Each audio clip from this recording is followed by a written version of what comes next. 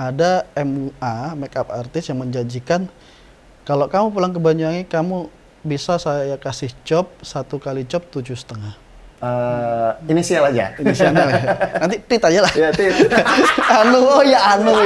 Nah, saya itu jahat loh kalau sama klien. Jahatnya gimana nih? Kalau dia nggak good looking, nggak aku pasang di Instagram. Akhirnya Mas Velo punya workshop yang sekarang berjalan gitu. Ini kan jadi sebuah pertanyaan gitu, karena membuat sebuah workshop yang pertama ya tidak mudah gitu kan Mas. Yoi. Yang kedua, apa yang membuat workshop Mas Velo ini jadi berbeda? Gitu. Oke. Membangun workshop itu kan memang nggak mudah. Nggak mudahnya adalah gini. Kenapa aku jadi nyerang narasumber lain Enggak, sih? enggak. Kita ya. jangan menyerang workshop yang lain gitu. Iya. Intinya Gini, fokusnya gini. ke Mas Velo, ya, bagaimana perjalanan awal sampai akhirnya Mas Velo bisa punya workshop kayak sekarang. Aku punya bahasa sendiri deh gini. Sebenarnya workshop itu sama seperti kita jualan produk lah, sama seperti kita jualan foto. Kalau klien kita pengantin ini puas dengan apa yang kita kasih ke dia, otomatis dia akan recall. Maksudnya recall, repeat order, ya kan? Iya. Entah itu adiknya, Benar. entah nanti suatu saat Saudaranya, pakai kayak gitu. Workshop pun juga gitu. Gitu loh. Kalau misalkan peserta workshop kita itu puas dengan apa yang kita kasih, saya yakin itu nggak akan menjadi mudah, nggak akan menjadi sulit lagi. Karena dia sudah menerima atau mendapatkan manfaat dari apa yang kita kasih. Setidaknya di dalam workshop itu benar-benar ngasih ilmu, gitu loh. Aduh, aku susah nih ngomong. Aku takut nyerang nih, takut ada, wah kok nyerang ini, enggak sih. Aku nggak ada pikiran gini. Saya itu lahir dari fotografer kampung lah ya. Nah, di mana aku itu dulu juga sering ikut workshop, ya kan? Ikut workshop dalam artian punya harapan bahwa ketika aku ikut workshopnya si A atau si B, itu punya harapan gini, aku berharap suatu saat aku punya hasil karya seperti orang itu. Betul, sepakat. Ya kan? Kita tanya tuh pakai kamera apa, lensanya apa. Ikutin lah. Aku beli, aduh. Tidak sama. Mas Velo susah banget ngomongnya. Iyalah, Jadi karena banyak susah nih. Benar. Karena saya juga orang yang beberapa kali ikut workshop gitu yang begitu selesai tuh kayak cuman ya mungkin kita ketemu storytellingnya aja gitu. Terus kayak kita butuh editing, gimana sih cara dia ngedit, mungkin tidak open banget gitu lah ya istilahnya. Oke, ya seperti itulah. Susah gini ngomongnya. Ini ranah agak sensitif. Nanti tersinggung yang lain bahaya gitu. Iya, bahaya. Oke, jadi akhirnya bagaimana bisa sampai Mas Velo bikin workshop? Dengan berangkat dari fondasi, orang bikin workshop ketidakpuasan dan akhirnya, yaudah deh saya aja nih bikin workshop gitu. Nah, jadi cerita awalnya begini. Saya itu dapat undangan di salah satu kabupaten ya, Mahatu namanya, di Riau, pedalaman. Mahatu. Halo, teman-teman Mahatu. Kalau nonton. Pada saat itu request mereka tidak macam-macam, saya bilang, kalau misalkan workshop dengan bayaran segini, saya sih cuma bisa ngasih ya sekedar pengalaman hidup dan lain sebagainya lah gitu. Tapi tidak ngobrolin soal editing ya, maaf gitu. Kalau editing, saya harap pesertanya harus membayar senilai ini, tidak segini lah gitu. Karena kan ini buka-bukaan dapur. Ya, gitu, betul. ya kan. Oke lah. Ada harga yang harus dibayar gitu, benar. Iya Mas, gak apa-apa. Teman-teman di sini pengen banget ketemu sama Mas Velo gitu. Oke, datanglah ke sana. Pada saat workshop, saya buka tuh pengalaman hidup di Jakarta seperti ini bla bla bla bla. Ditinggal tidur, Pak. Tinggal tidur. Storytelling nih. Nggak nyampe gitu ternyata. Ditinggal tidur, gitu, ya kan. Ngomongin marketing, ditinggal tidur, ya kan. Ya Allah, tambah banyak yang tidur, ya kan. Dan pada akhirnya aku langsung berpikir, aduh, dibuka sedikit lah soal editing. Yang ngobrolin red balance itu tadi, ngobrolin ini, melek semua. Disitulah saya sadar bahwa value saya bukan masalah pengalaman hidup saya. gitu loh. Setiap orang itu punya value, tinggal dicari, dikulik value-nya di mana. Akadika pasti punya. Nah, saya value-nya ya preset itu tadi, fenomena itu tadi. Orang pengen tahu dan pengen bisa gimana caranya bikin skin tone seperti itu. Nah, itulah yang menjadi value edit aku. Dan akhirnya laku, permintaan ada di mana-mana. Itu sekaligus menjawab apa perbedaan nilai lebih workshopnya Mas Pelo ada di sana ternyata. Mas Pelo menyajikan konsep editing yang memang seperti yang Mas Pelo jalani gitu. Dan yang terjadi di Riau itu menjadi sebuah pukulan keras, Pak. Aku jujur aku masang harga tinggi loh waktu itu. Jadi ada beban di sana ya? Dan aku merasa teman-teman itu kok rugi ya, dengan walaupun harganya nggak seberapa, tapi aku merasa nggak pantas dapat duit gede dari situ. Punya beban moral sama teman-teman. Aku menyesal banget waktu itu kok ngasih seperti ini. Dan aku merasa menjadi orang yang tidak bermanfaat sama sekali buat mereka. Gitu. Gitu. Jadi berlandaskan beban moral itu tadi ya? Iya, gitu loh. Gini, saya sadar kenapa sih kok ketika aku workshop, itu cenderung yang datang itu teman-teman dari kabupaten. Malah yang di kota itu kadang-kadang malah nggak datang. Betul. Karena informasi itu susah didapat sama teman-teman yang ada di pelosok. Ya nggak sih? Benar, iya. Mereka cari ilmu kemana? Mau ke ibu kota Jakarta, buset, effortnya lebih duit, biaya lagi, stay di sana, ya kan? Betul. Ya kan? Kenapa nggak kita yang datang ke mereka? Gitu ya kan. Toh kita berbagi ilmu juga nggak akan rugi. Ilmu apakah dibawati?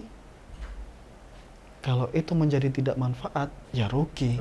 Kalau manfaat untuk orang-orang jalanin, terus itu menjadi amal ibadah kita juga kok.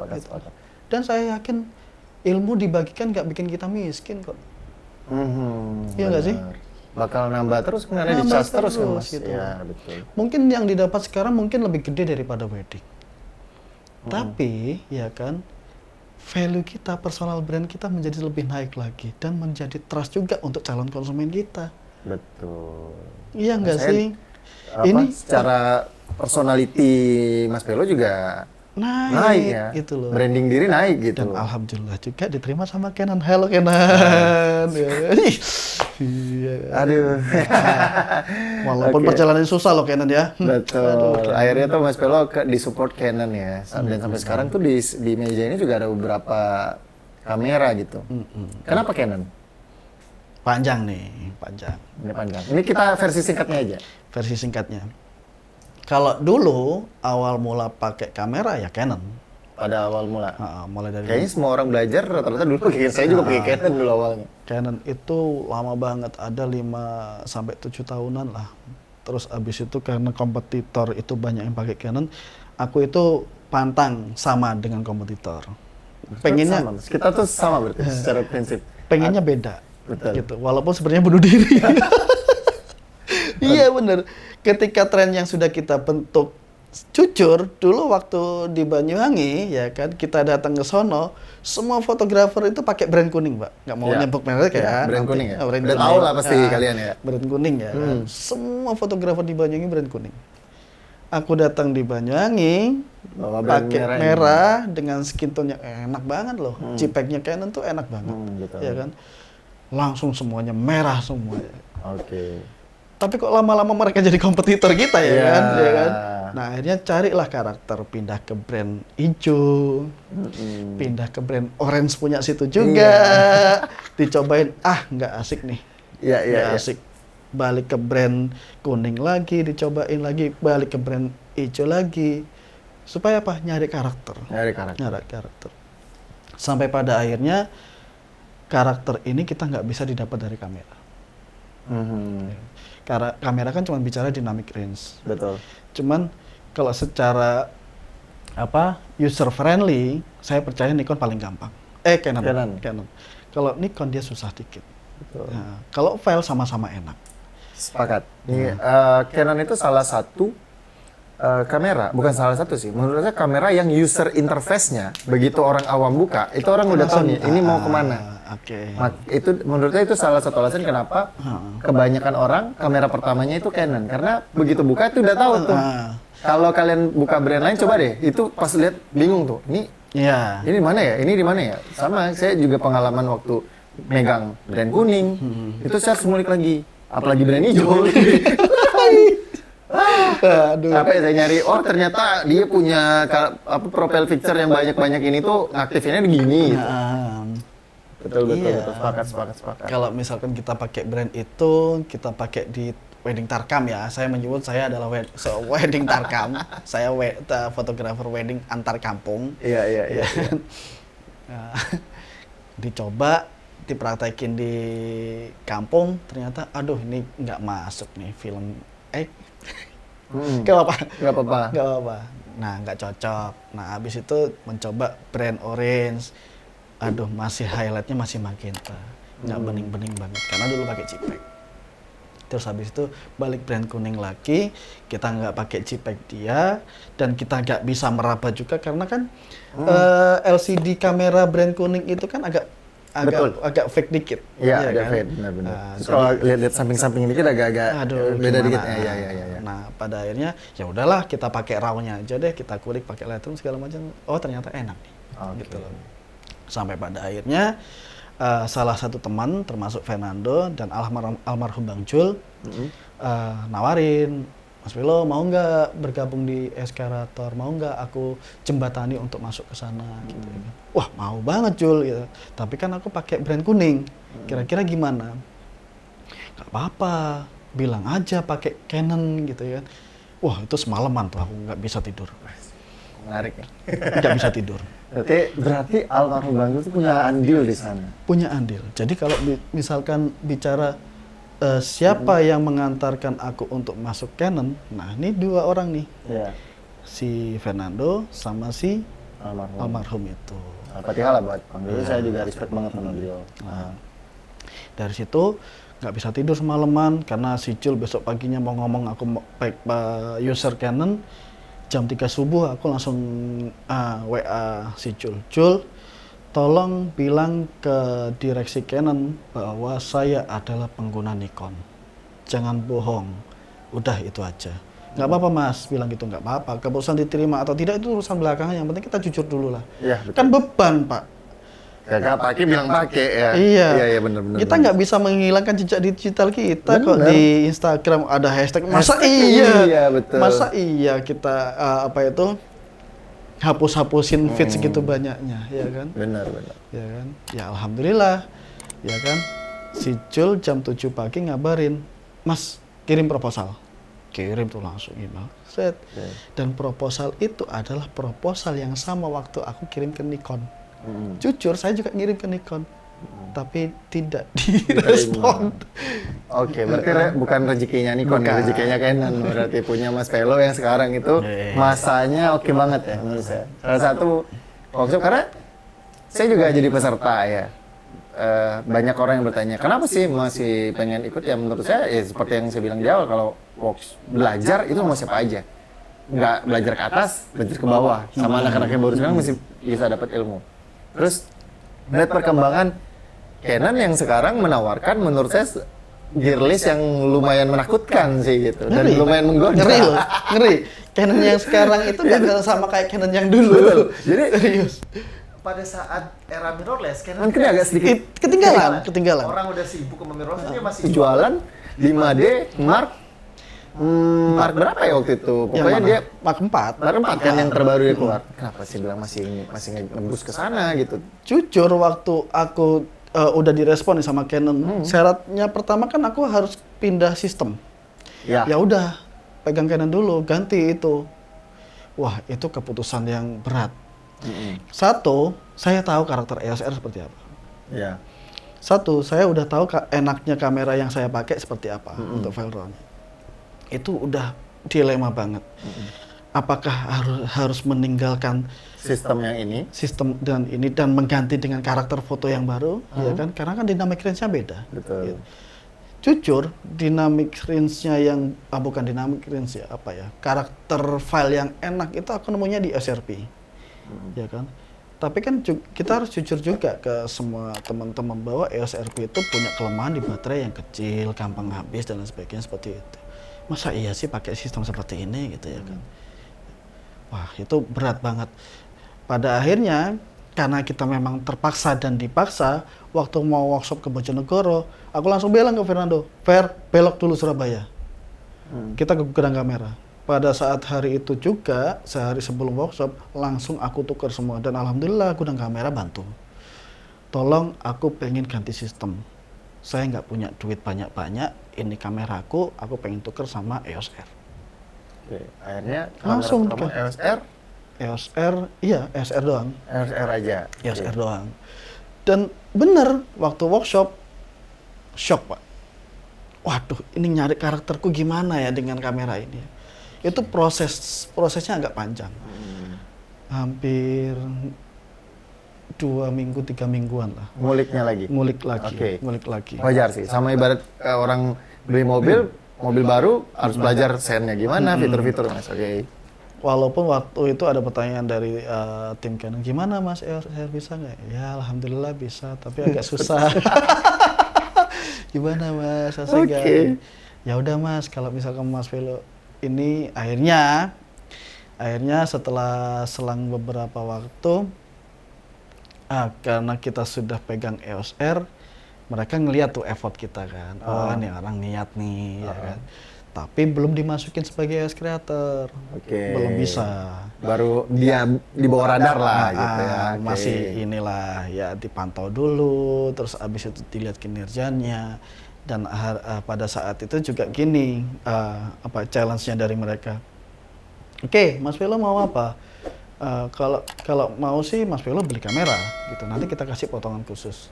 Ya nggak mau dong, ya kan? Kita maunya itu ya win-win solution lah ya. Ya kan? Ya udah deh, Mas Velo kita pinjemi alat, ya kan? Batas waktunya nggak kita tentukan, ya kan? Kalau misalkan Mas Velo mau kamera, tolong jualkan atau ibaratnya gini, kamu influence orang untuk beli kamera aja deh.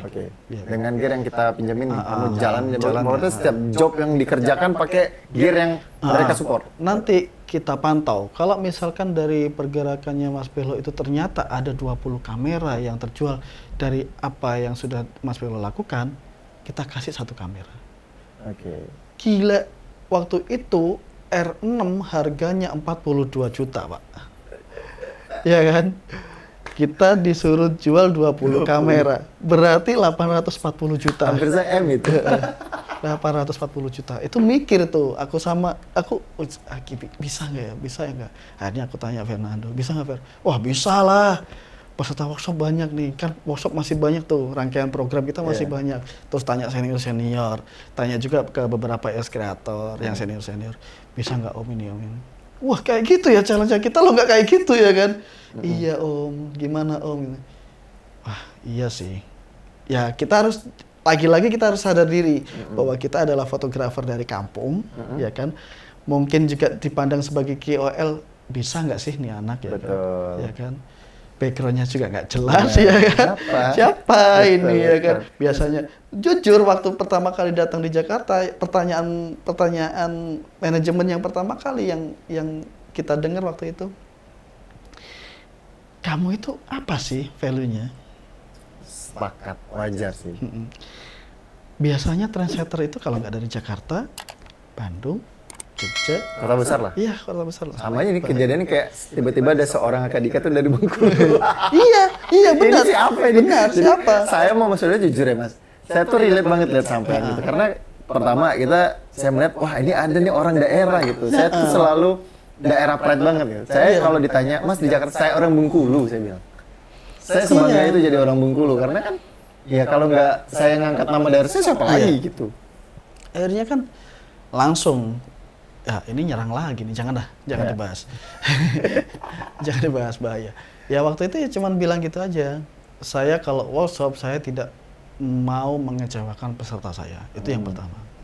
Saya kalau workshop saya bisa mungkin peserta workshop itu harus bawa bekal, nggak cuman cuman bawa barang goib dari workshop itu. Nggak ada cerita-cerita mistis ya? Nggak ada cerita mistis. Ngeri Pak, ngeri. Menghantui, aku udah buang duit. Oke. Ya gitulah intinya ya kan. Wah, tapi mereka tanya lagi, emang bisa tuh fotografer bedain warna gini? Ya buktinya workshop saya selalu full Pak.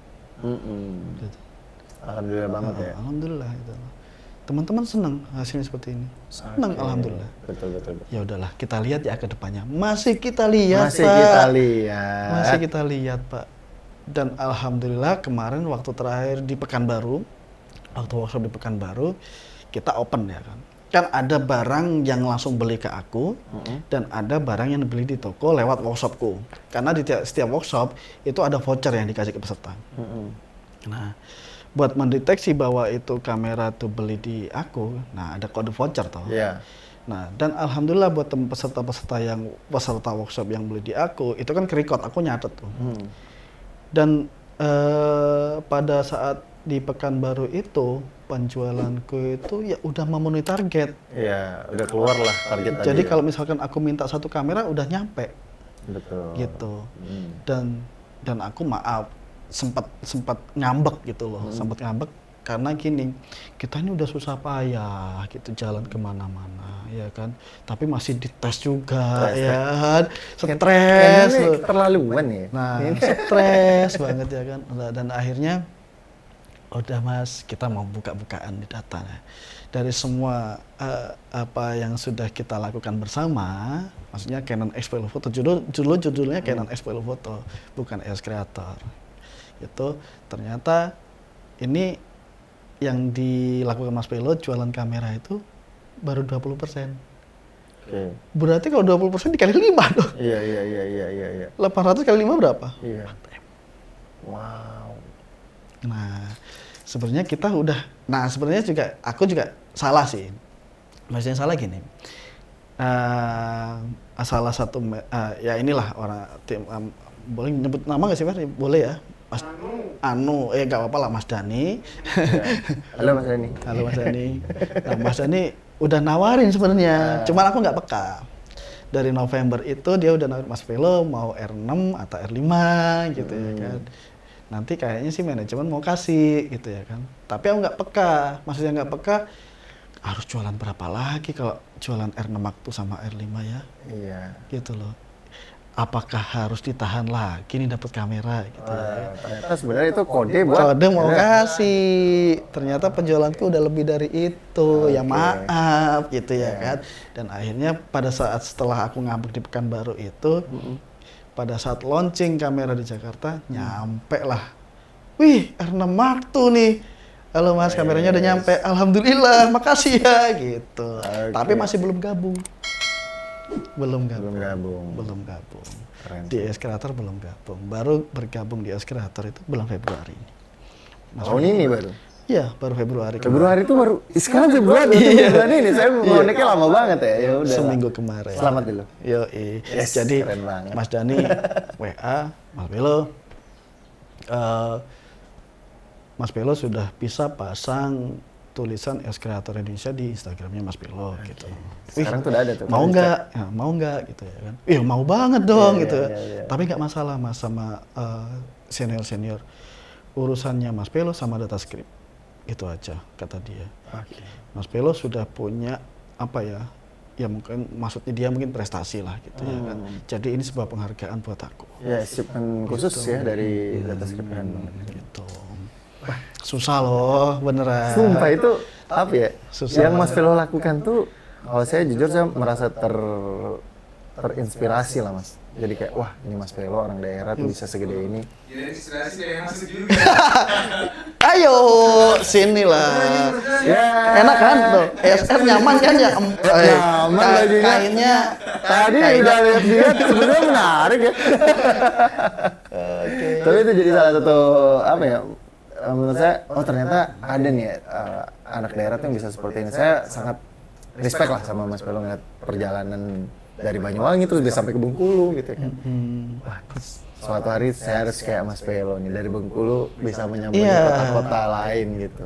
Jadi pada akhirnya gini, Sampai ada teman salah satu peserta dari Batam gitu ya kan, ditanyain orang tuanya, mertuanya gitu ya kan. Kamu mau jadi fotografer emang bisa ya kan, sukses dari foto gitu. Ada fotografer sukses ya kan, berangkat dari kampung juga. Itu lihat Instagram Mas Pelo. Dia cerita ke aku, langsung telepon. Kemarin juga anaknya lahir, mau ngasih nama Mas, kasih nama anak dong, sampai kayak gitu. Tapi itu kan ada kebahagiaan tersendiri kan Mas dari sana kan. Iya, iya.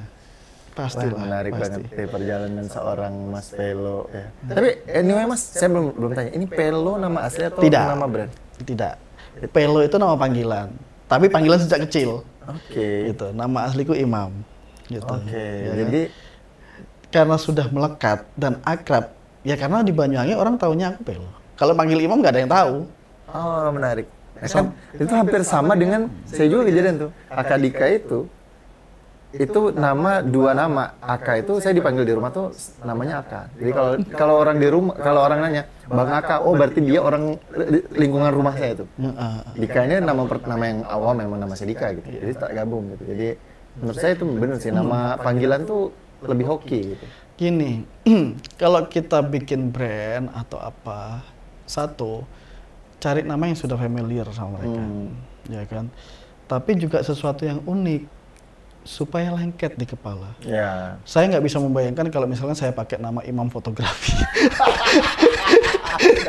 No offense ya, yang ada punya nama brand Imam Fotografi asal saja. Maksudnya ini Iya kan? di pikirannya Mas Pelo gitu. Iya kan?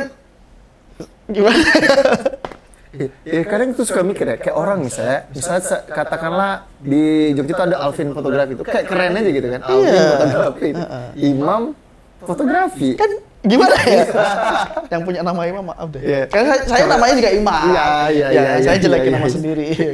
Tapi kayak nggak pantas gitu. Imam kan sesuatu yang terhormat. Iya, Ya kan? tiba-tiba jadi- Imam sholat kayak gitu. Iya bener juga Kok ya. Imam tukang foto?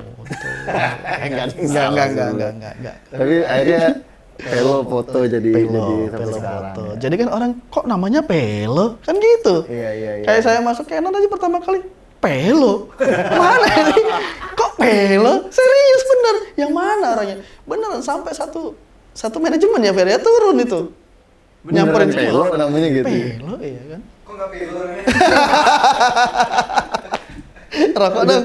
Aduh. Minta rokok. Gitu ya. Jadi sesuatu yang Unik, ya, unik dan benar. lengket di kepala ya kan. Benar. Dan memang gampang disebut dan gampang diingat. Diingat. Gitu. Gitu. Oke.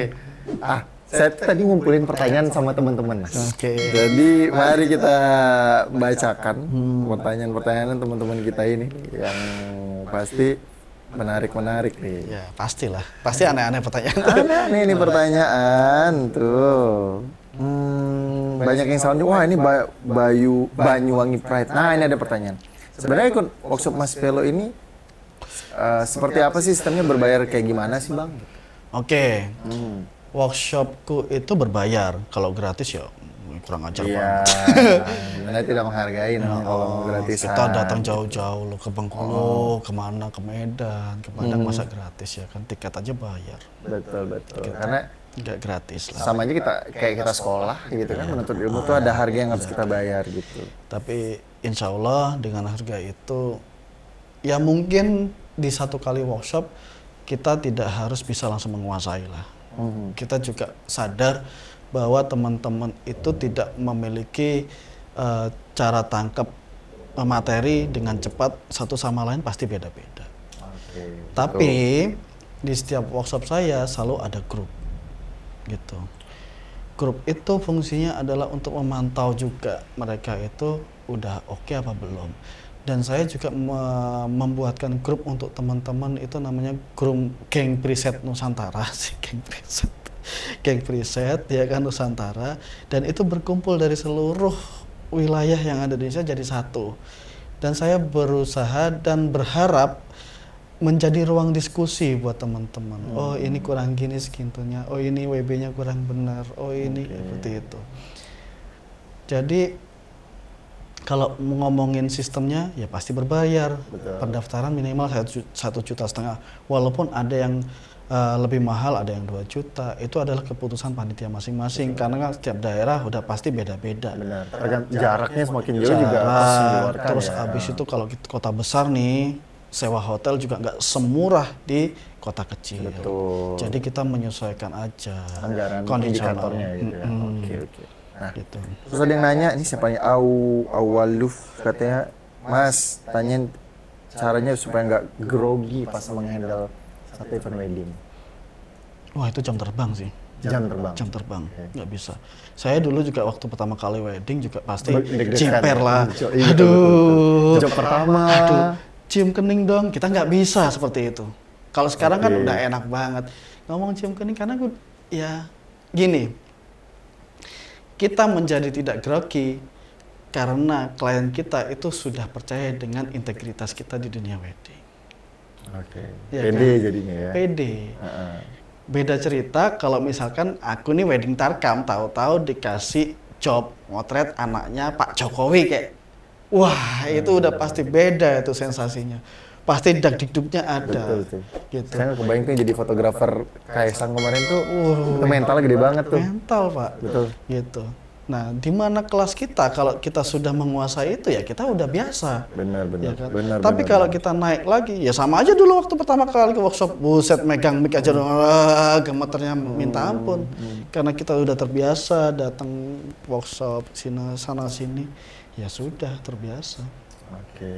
Jadi nggak ada sesuatu yang membuat kita menjadi tidak pede lagi untuk ngomong atau menghandle klien lagi, karena kita sudah punya jam terbang yang cukup lumayan lah, nggak ngomong tinggi lah ya, lumayan aja lah ya, lumayan, karena masih ada langit di atas langit. Takut loh Pak, nanti tahu-tahu diserang Pak, ya kan, udah pengalaman kemarin Pak, ampun, ampun. Terus ada lagi pertanyaannya, Mas Belo sekarang pakai kamera apa? Banyak nih. Ini nih kameranya semua ini di bawah ini nih. Ini menjawab pertanyaan netizen juga. Akankah Bang Dika pindah pada waktunya gitu? Ada pertanyaan tuh, akankah pindah pada waktunya dari Agus Kurniawan itu? Ini saya diserang banyak ini dari tadi nih, racun gitu. Jadi kalau di Canon itu yang penting kekeluargaan Bang Dika. Ya kan? Kita nggak jaim. Enak kok di Canon itu. Saya senangnya di Canon itu tidak sama seperti brand-brand yang lain. Gitu. Itu yang pertama. Jujur, bertemu dengan direksi Canon itu sesuatu yang di luar impian saya. Saya nggak pernah ngimpi. Nggak kebayang. Iya. Bisa ketemu Bu Monik, Pak Yasa. Itu orang-orang besar di dunia industri kamera ya kan. Iya. Di fotografi ya khususnya. Ketika saya disambut, diajak seharian makan, jalan-jalan sama mereka, itu menjadi sebuah kebanggaan tersendiri buat aku. Dan itu saya rasakan ya di Canon ini. Ada kekeluargaan di situ. Ada kekeluargaan. Oke. Walaupun dulu waktu saya masih belum akrab dan belum masuk ke tim Canon, pernah ketemu sama mereka di Banyuwangi ya kan. Tapi saya sudah merasakan tuh sama mereka, diajak jalan-jalan sama Fernando. Fernando ini kalau teman-teman tahu, dia itu juara 1 Canon Foto Marathon. Jadi dia punya kedekatan tersendiri dengan manajemen Canon. Jadi kalau misalkan manajemen berkunjung ke Banyuwangi, yang pertama dihubungi itu bukan aku, tapi Fernando. Oke. Jadi Fernando ngajak aku buat jalan-jalan, dampingin mereka gitu. Dan saya merasakan banget, wah ini orang asik-asik banget ya. Gitu. Dan itu nggak aku rasain di mana. Yaudah, itu menjawab pertanyaan Mas Belo pakai apa sekarang? Pakai R system ya. R system. R system. Kalau tanya R berapa, ya udahlah banyak lah. Kan di bioku ada. Tuh. Iya. Oke deh, ini kita ngobrol udah panjang lebar banget nih, ternyata berapa nih? Udah 59 menit ke record. Wah, ini berarti kita akan ke pertanyaan pamungkas gitu ya. Jadi Mas, kan kita udah bahas tadi tentang gimana Mas Belo sejarahnya juga, terus perjalanan fotografi seperti apa, udah kita bahas juga, gimana akhirnya membuka sebuah workshop. Impian berikutnya? Impian berikutnya. Saya nggak pernah mimpi muluk-muluk ya. Cuman mimpi saya sudah terwujud. Satu dulu waktu masih kuliah, waktu pertama kali pegang kamera, impian saya cuma satu, pengen jalan-jalan ke seluruh Indonesia hanya bermodalkan kamera. Dan sudah terwujud. Terwujud loh. Itu mimpi yang terwujud untuk saat ini. Nah, kalau misalkan ditanya mimpi kedepannya seperti apa, saya nggak mimpi macam-macam, cuman ingin berusaha jadi manfaat buat teman-teman. Oke. Itu aja sih. Keren. Saya itu cuman ingin mengangkat derajat fotografer Tarkam. Oke. Yang selama ini mungkin kita diremehin. Jujur, ya saya mengalami gitu. Ini anak mana sih? Gitu ya kan. Kok tahu-tahu kayak gini kan berarti kita diremehin sebenarnya. Betul. Ya kan? Shock loh dapat pernyataan seperti itu. Gitu. Tapi akhirnya kita introspeksi diri juga. Oh iya ya, kita ini dari kampung sebenarnya. Gitu loh. Balik lagi ke penerimaan seperti yang Mas bilang tadi ya. Oke. Dan aku cuman mikirnya gini doang.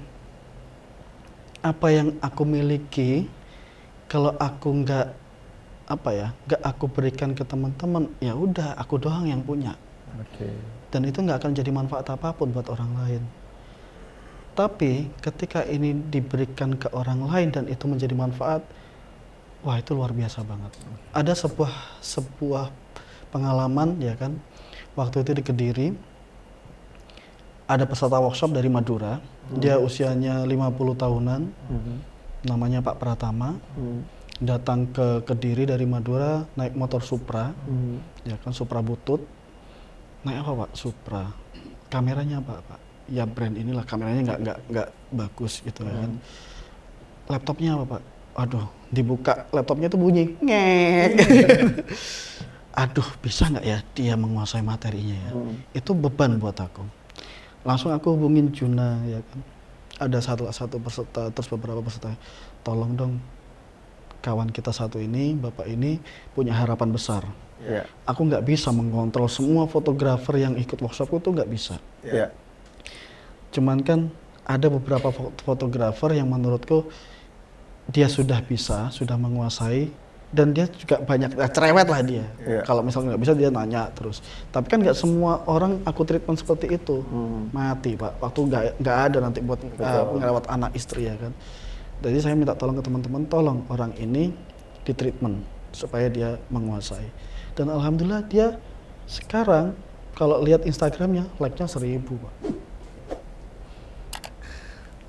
Kameranya udah bagus, ya kan? Dan dia sudah bisa, ya maaf ya, mungkin kalau dulu jobnya masih 1-2, mungkin sekarang udah rame, aku nggak tahu rame apa enggak, tapi aku ngelihat Instagramnya sudah menjadi salah satu, idol baru kali, di Madura sana. Ya kan? Influence baru. Ya. Dan itu menjadi sebuah kebanggaan tersendiri. Benar. Gitu. Dan satu lagi, kalaupun aku tidak bisa melayani banyak klien, ya kan, dengan hasil karyaku, setidaknya saya mewarnai foto-foto, karya-karya foto dari fotografer-fotografer yang ada di Wedding Tarkam Indonesia ini. Siapa tahu nanti ketika aku berkunjung di rumah siapa entah itu di Jogja, di Solo, atau di mana, di Kediri, di Surabaya, aku bertamu ke rumah orang, saya melihat foto di ruang tamu mereka, buset ini pakai warnaku Pak. Iya betul. Wah itu bangganya luar biasa Pak. Oke. Ini ada sentuhanku di sini. Oke. Nah ini ada pertanyaan yang saya ketinggalan. Kenapa akhirnya Mas Velo akhirnya mau terbuka ini dengan konsep bahwa kan setiap orang itu akan merasakan dapurnya. Warna yang Mas Velo ciptakan ini, akhirnya tuh Mas Velo mau menyebarkan ini. Gitu. Karena kan pada konsep apa ya namanya kita berjualan, ketika kita unik sendiri, tidak ada yang punya warna ini, ya kita akan menjadi menonjol. Tapi Mas Velo mau membuka ini dan membagikan itu. Menjadi besar itu harus memiliki sebuah wadah yang besar juga. Kamu nggak akan bisa menjadi presiden kalau kamu nggak punya negara dan masyarakat dan rakyat. Ya kan? Apakah kamu dengan punya karya saja itu bisa menjadi besar? Belum tentu. Ya kan? Babe bisa menjadi legenda karena dia punya sekolah, Pak. Ya. Punya anak didik yang banyak sekali. Betul. Dan mereka semua mengagungkan beliau. Konsepnya sama seperti itu. Ya enggak? Logis gak sih? Logis. Gitu loh. Jadi, kalau saya ingin besar, Berarti saya harus bisa memberi manfaat ke banyak orang dan orang itu selalu menyebut namaku di setiap karya dia. Dan alhamdulillah tuh kan kamu bisa lihat sendiri. Iya, Kalau benar. misalkan teman-teman posting selalu tag ke aku di story mereka, mungkin mereka tag juga di feednya. Iya. Bahkan sekarang ada Pelonesia. Bener. Kayak gitu. Jadi Oke. apa ya? Jadi Mas tidak merasa bahwa mereka menjadi saingan baru. Tidak akan. Market mereka dengan marketku berbeda. Betul. Yang di Aceh nggak akan ngambil kain yang di Banyuwangi. Walaupun di Banyuwangi Tapi yang di juga. Banyuwangi bisa aja ikut workshopnya di Aceh. Iya. Gini, saya yakin seperti ya tadi kan kita ngobrol soal konsep rezeki ya. Di pasar itu orang jualan sayur banyak, Betul. ya kan? Iya. Ya kan? Tapi kan Tuhan itu memiliki penilaian sendiri. Benar. Rezeki ini mau ditaruh di kantong yang mana? Rezeki itu nggak akan tertukar. Kalau memang pada saatnya rezeki itu jatuhnya ke kita ya ke kita. Betul. Jujur, kalau kita lagi workshop gini, itu wedding juga ada di Banyuwangi dan klien-klien mau gitu loh. Bukan saya yang motret ya. Iya. Gitu. Walaupun wedding mungkin nggak seramai teman-teman di Banyuwangi, saya yakin rezekinya digantikan sama teman-teman yang ikut workshop kok. Oke. Itu aja sih. Sip. Keren banget pemikirannya. Dan alhamdulillah sekarang nggak usah beli kamera, kan udah dikasih sama Canon. itu bikin ngiri sih. Iya, karena rezeki itu nggak akan salah kantong. Benar. Oke, satu kata untuk fotografer yang sedang menonton ini, teman-teman wedding Tarkam. Konsisten. Konsisten. Udah selesai ini berarti obrolannya. Konsisten. Tetap konsisten. Dalam hal apapun. Apapun, jangan belok-belok, Oke. konsisten, lempeng aja terus. Oke. Karena saya juga pernah mau belok, ternyata gini, pernah suatu ketika saya waktu pandemi ya, saya tuh lagi ngejob di Jember, waduh kok harga foto Pak sekarang kok hancur ya, gitu ya kan, aku mau larilah ke bidang yang lain. Satu kalimat yang membuat saya sadar, Mas, fotografer di Jember itu pengen kayak Mas Pelo, lah kok Mas Pelo pengen pindah ke bidang yang lain. Tek langsung, oh saya punya anugerah dan itu harus saya syukuri. Konsisten terus. Keren banget. Ya Mas Pelo, thank you banget Mas sudah mau ngobrol-ngobrol di sini. Anyway, Mas Pelo ini punya YouTube juga. Yoi, Pelo Talk. Jadi di subscribe juga, ditonton, ada POV di situ Cara juga. upload. Instagram ya follow. Instagram Mas Pelo ya, udah tau lah kalau Mas Pelo tuh Instagramnya orang udah pada tahu. Sekali lagi terima kasih.